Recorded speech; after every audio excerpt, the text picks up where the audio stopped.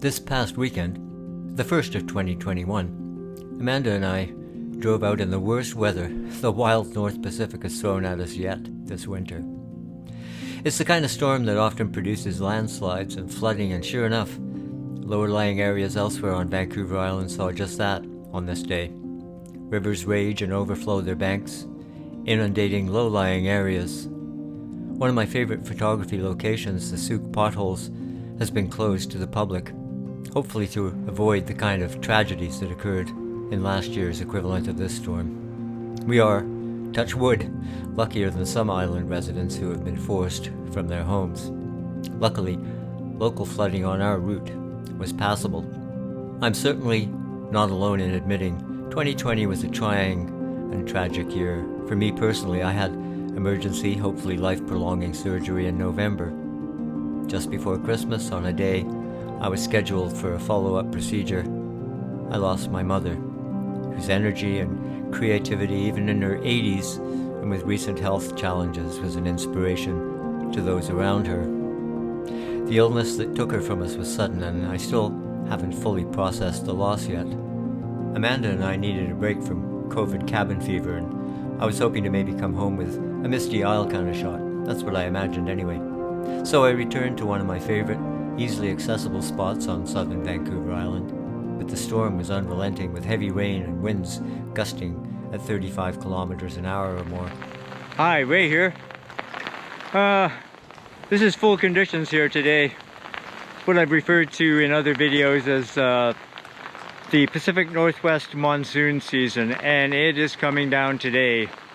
But I wanted to get out of the house. It is raining so hard right now that it was really hard to get motivated to come out, and I've decided against bringing out my professional gear, shall we say. So it's just the GoPro and me here in this pouring rain. And the meteorologists tell us that this is going to drop up to 50 centimeters of snow in the high country. So I wouldn't want to be up there. The avalanche danger is extreme. Actually, there's already been a couple of deaths from avalanches in the last few days. Yeah, this is absolutely blowing sideways now. These trees behind me, actually on my last escape from COVID lockdown, I made a photo of these trees behind me that actually ended up in a, this year was a virtual show, because of course nobody could gather. I don't know if you can see through here. It is blowing and it is nasty, and I'm not going to last much longer here. I'm actually soaked on the bottom because I don't have my rain pants on. So yeah, drove out here today. That was the motivation. I thought, well, maybe we'll get a break in the weather and I can get some, I don't know, misty atmospheric shots, and this is beyond atmospheric. It is brutal. I forgot to put my gloves on. They're up in the car, and so my hands are freezing as well. But drove out here. This is actually just about a 3/4 of an hour drive from my home, and a beautiful spot. As I said, I photographed here before. This could actually be your front yard if you want to buy this lot. This is for sale. This piece of land here is for sale. These remaining trees, these beautiful old Douglas fir, could be, in the right conditions, fantastic subjects for photography, for landscape photography. This is a spectacular place with the headlands out there, and there's some islands. It's actually a spit out beyond this tree. So I'll definitely be back here again in better conditions. Yeah, like literally it's almost coming sideways right now, and the raindrops are so big it feels like hail. It actually, I won't say it hurts when it hits my head, but yeah, it's pretty crazy. And you never know what you're going to find. There's obviously signs of raw nature in action here. It looks like some bird of prey, probably an eagle. Maybe I disturbed them from in the middle of a meal.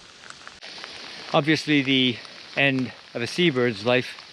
Actually, this looks like nature's charnel house, because a few more steps and I see something else. This one definitely, is it a cormorant? Maybe.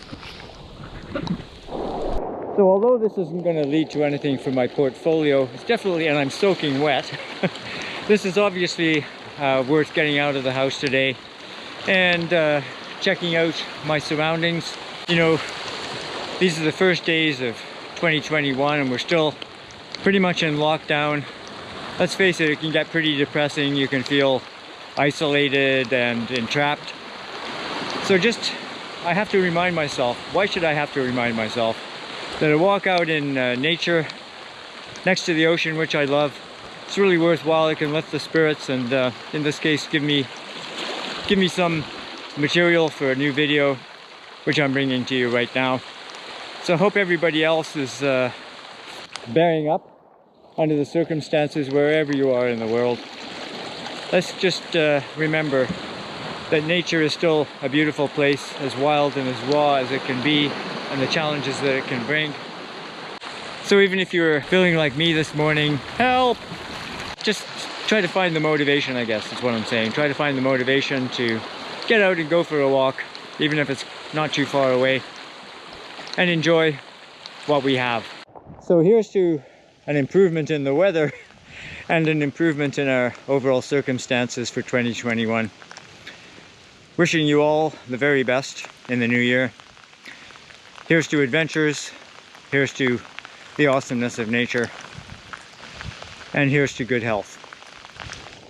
Oh, it's brutal. It's just brutal out there. I think it goes without saying that the weather affects our moods. I have friends who can't abide these west coast months of grey rain. Likewise, we live with our interior climate that, in turn, is affected by the conditions life throws at us. Without getting too philosophical, how we weather the storm depends, to a large degree, I guess, on how well we prepare for inclement weather and sometimes knowing when to retreat and batten down the hatches. The forecast for the night was more of the same, with more rain and higher winds. So, we made a decision as we got closer to home. Are you hungry? Yes, let's drop off at the teriyaki house and get some food because it's a bit late and we might as well just eat when we get home, okay? Sounds good. Yeah, boy, there's not much light. No. At this time of year. No. It's 4:40 and it's dark. Actually, Andy, who runs the teriyaki house here, is quite an accomplished photographer himself. He's a landscape photographer. So we'll go give him some business.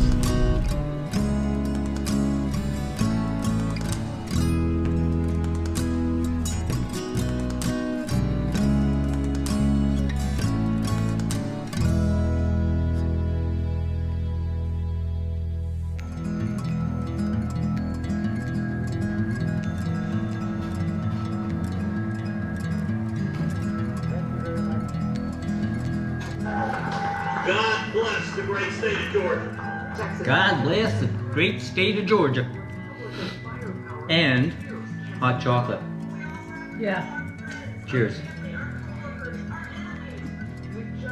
Cheers. Hot chocolate. On a cold night. Lovely.